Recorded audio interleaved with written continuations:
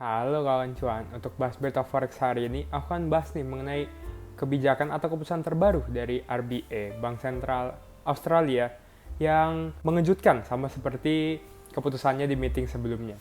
Nah sebelumnya disclaimer on ya, ini hanyalah hasil analisa fundamental aku dan bukan saran trading, sehingga resiko trading tanggung masing-masing ya kawan cuan. Kawan cuan, jadi kemarin RBA itu merilis kebijakan moneter terbarunya, yang sama mengejutkannya seperti di meeting sebelumnya, di mana RBA itu kembali menaikkan suku bunga setelah melakukan jeda selama 2 meeting sebelum-sebelumnya. Nah, untuk meeting kemarin, RBA itu kembali menaikkan suku bunga lagi nih sebesar 25 basis poin dan membawa suku bunga sekarang ada di level 4,1%. Perbuatan itu cukup mengejutkan karena pelaku pasar itu mayoritas memprediksi kalau RBA itu akan tetap mempertahankan suku bunganya di level 3,85% seperti sebelum meeting ini dilakukan.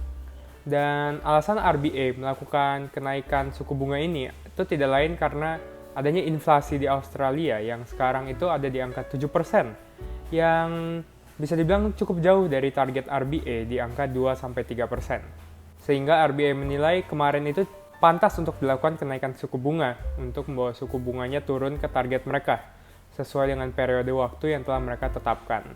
Dan juga RBA sendiri itu tidak menutup kemungkinan nih akan berhenti menaikkan suku bunga.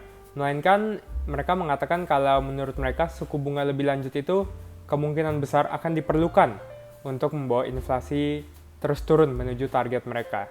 Bahkan RBA sendiri itu terlihat seperti lebih mementingkan untuk melawan inflasi atau menurunkan inflasi ke targetnya dibanding mencapai soft landing, dan bahkan mereka seperti menerima kalau hard landing itu akan datang ke Australia ke depannya.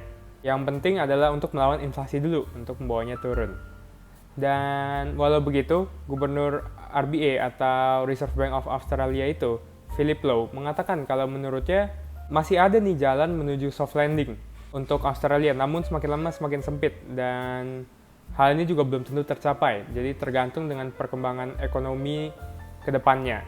Dan karena pernyataan dari RBA ini yang menandakan ingin menaikkan suku bunga lebih lanjut, serta dengan aksi RBA yang kembali menaikkan suku bunga, itu mendorong AUD untuk menguat di perdagangan dan berpotensi dapat lanjut menguat ke depannya. Namun di satu sisi, ada juga faktor-faktor yang dapat membebani atau melemahkan AUD juga di perdagangan, yaitu data ekonomi Australia atau data GDP Australia yang dirilis kemarin, yang menunjukkan tuh kalau pertumbuhan di kuartal 1 tahun ini itu turun ke angka 0,2% dari sebelumnya di kuartal 4 tahun 2022 ada di angka 0,6%, yang walau bertumbuh namun tetap menandakan adanya perlambatan pertumbuhan GDP. Dan yang kedua itu adalah dari data ekspornya Tiongkok yang mengalami penurunan sangat tajam ke angka minus 7,5% untuk bulan Mei ini dari sebelumnya di level plus 8,5% untuk bulan April. Dan kenapa data ekonomi Tiongkok ini dapat berpengaruh bagi AUD?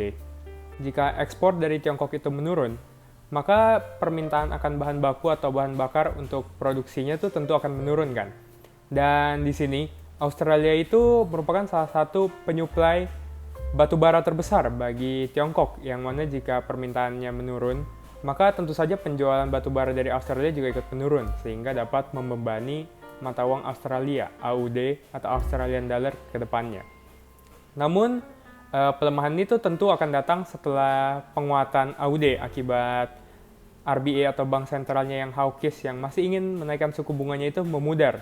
Sehingga bisa dibilang dalam jangka pendek atau jangka dekat ini tuh AUD masih berkemungkinan lanjut menguat sebelum akhirnya melemah di saat RBA memutuskan untuk kembali ke fase jeda kenaikan suku bunga ataupun memotong suku bunganya langsung, atau bahkan di saat Australia sudah dikonfirmasi nih akan masuk ke dalam hard landing dan bukan soft landing lagi.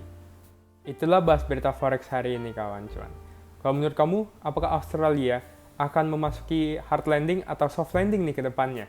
Coba berikan pendapatmu di kolom komentar di bawah ini ya kawan cuan.